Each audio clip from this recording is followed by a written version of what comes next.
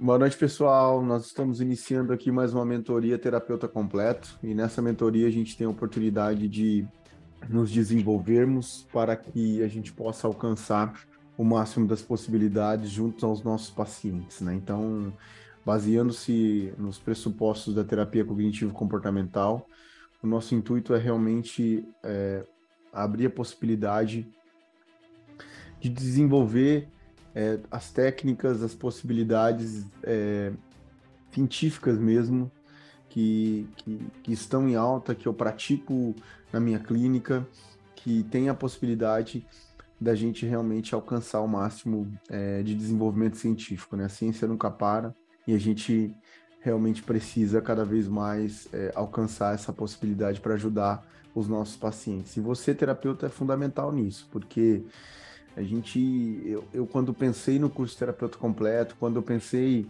em iniciar parcerias, dentre elas com o professor Charles Bueno, que é um mestre da hipnoterapia, que foi um dos meus, é um mentor para mim dentro da hipnose e me dá uma força muito grande para que eu possa desenvolver esse lado de propagar esse conhecimento da terapia cognitivo-comportamental. Eu sempre pensei realmente em missão, a missão de poder alcançar mais pessoas, mais famílias, através dessa ciência que ela é fantástica, que é a psicologia, né? Filosofia, psicologia e assim vai. Hoje eu queria conversar um pouquinho com vocês sobre a importância do entendimento da saúde financeira dos nossos pacientes, né? Então, nós precisamos considerar que o nosso paciente ele é um ser social, e por ser um ser social, nós devemos elencar alguns pontos e de consideração sobre a saúde financeira, não só sobre o investimento financeiro que esse paciente ele faz para estar na terapia, mas também da possibilidade de entender que esse paciente, ele quando perde a saúde, ele também perde essa saúde financeira, ele também acaba tendo dificuldades que vão incluir é, a dificuldade dele alcançar o desenvolvimento dele, em especial dentro da sociedade. E esse desenvolvimento inclui também uma área que é financeiro, né? E olhando pro iceberg cultural, né? Que a gente sempre faz uso e referência, olha o nível consciente e inconsciente do nosso paciente, eu preciso compreender que esse paciente ele passou por diversas situações que a gente considera que são fundamentais. Dentro dessas situações, eventos que ele acabou passando, esses eventos criaram um olhar psicológico sobre as coisas, né? E esse olhar psicológico faz com que esse paciente ele possa ter um olhar sobre o dinheiro, né? Isso não é só sobre o nosso paciente. De verdade, esses pressupostos financeiros, existem diversos livros muito interessantes, né? Livros de autoajuda, mas que têm um conteúdo bem interessante, né? Então, esses eventos que ele acabou passando trouxeram eles a construção familiar deles sobre o dinheiro. Então, a gente encontra, visualiza vários pacientes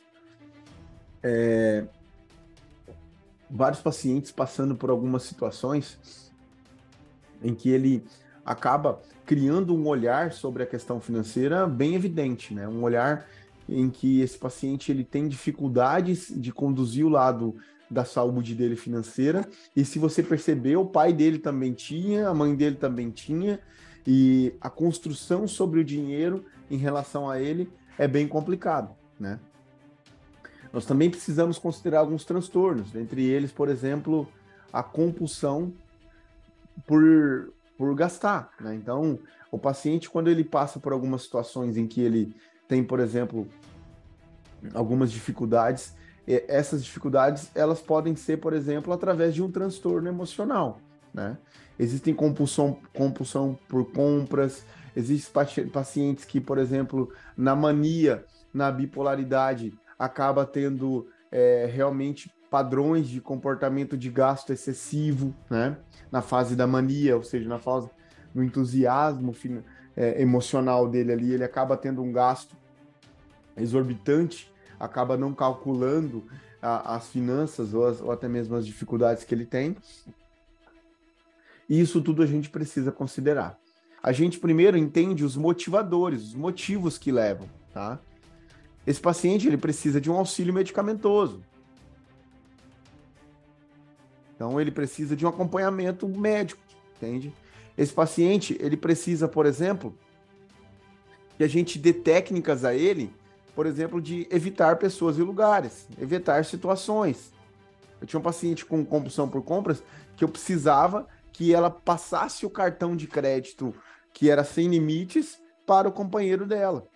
Ela assumisse como ela assumiu para mim, que ela naquele momento, não que a vida toda dela vai ser assim, ela não pode ter esse poder na mão, porque é um ciclo muito desgastante, porque compra, se arrepende, se sente a pior pessoa do mundo, fica muito mal, e daqui a pouco essa pessoa faz o quê? Ela vai lá e gasta novamente, para tirar ela daquela situação. Então é um ciclo.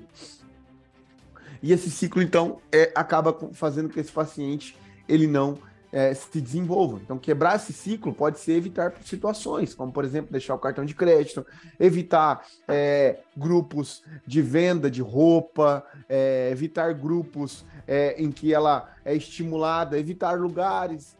Poxa, talvez o shopping center sozinha em um momento de frustração é um grande gatilho, é uma grande armadilha para ela. Então, esse paciente começa a ter consciência sobre isso, tá?